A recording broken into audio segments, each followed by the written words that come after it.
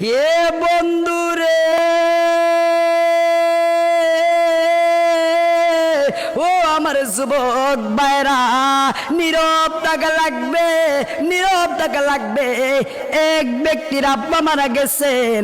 তার আব্বা মারা যাওয়ার পরে ছেলেগুলা সিদ্ধান্ত করলো, আব্বারে দাফন করলাম, আব্বারে কবর দিলাম, কিন্তু আব্বার কবরের অতিরিক্ত মাটি কিছু রয়ে গেছেন।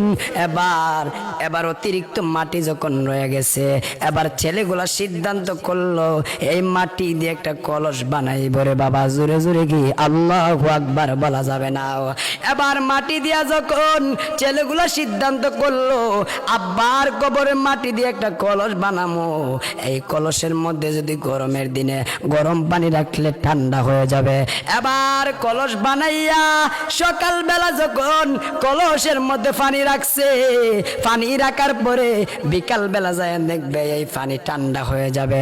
এবার বিকাল বেলা যায় দেখতাছি পানিটা যেন আগের চাইতে গরম হয়ে রয়েছে।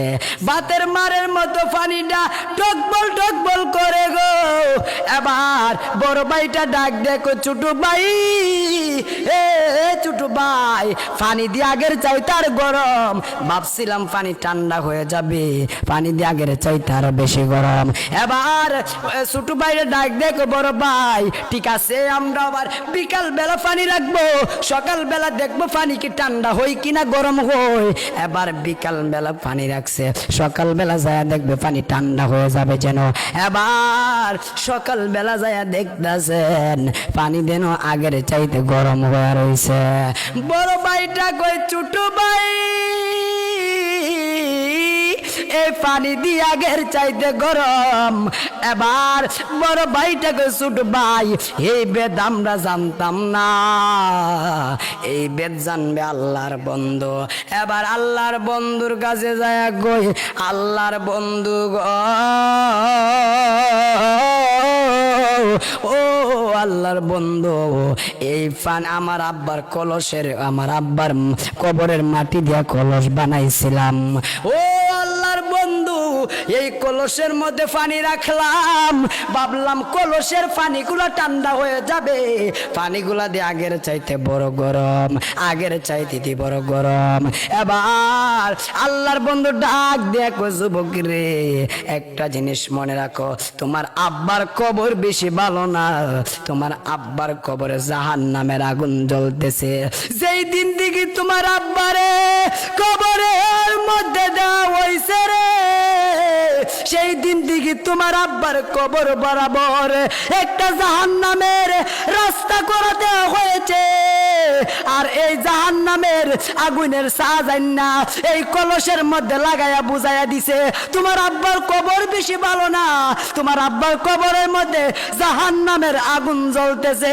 এই কথাটা ছোট ভাই শুননা, বড় ভাই শুননা আল্লাহর কাছে হাত বাড়াইয়া দিছে, আল্লাহ গো, ও আল্লাহ, ও আমার আল্লাহ, আমার আব্বা কবরের মধ্যে জাহান্নামের আগুন দিয়া জ্বলতেছে, আর আমরা সম্পদের ভাগ নেওয়ার জন্য পাগল পাগল হয়ে যায়। আল্লাহ গো, আল্লাহ গো, আল্লাহ গো, আমরা আব্বার কবর বেশি ভালো না। ও আল্লাহ, হে আমার মুরব্বি আব্বা রে, তোমরা যদি মারা যাও তোমার ছেলের স্কুলা, হে মুরব্বি আব্বা, তোমরা দুনিয়া ছেড়ে চলে গেলে তোমরা আর ছেলেগুলা তোমরা সম্পদের ভাগ নেওয়ার জন্য পাগল হয়ে যাবে। ওই দিক দিয়ে যে তুমি কবরের মধ্যে জ্বলতেছ এই চিন্তা এরা করবে না।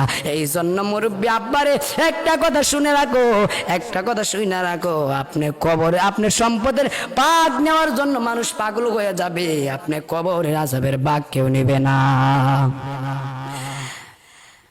হারিয়ে যাব একদিন আমি, রব নাই ভুবন দুনিয়ায়, দিন রাইতে তোমার বান্দার খুলবে যেন পাই, ও আল্লাহ রাইত হইলে ডরাই, রাইত ফুয়াইলে ডর বৈশ কলে বইলা যায়, দিনে রাইতে তোমার বান্দার খুলবে যেন পাই, ও আল্লাহ দিন রাইতে তোমার বান্দার কলবে যেন পাই ও আল্লাহ রাইত হইলে ডরাই রাইত আইলে ডর বই সকলি বইলা যায় আল্লাহ আমি সৃষ্টি তুমি স্রষ্টা আমার কি বা সাধ্য যখন তখন উইরা যাইতে জীবের জীবন বাধ্য আল্লাহ আমি সৃষ্টি তুমি স্রষ্টা আমার কি বা সাধ্য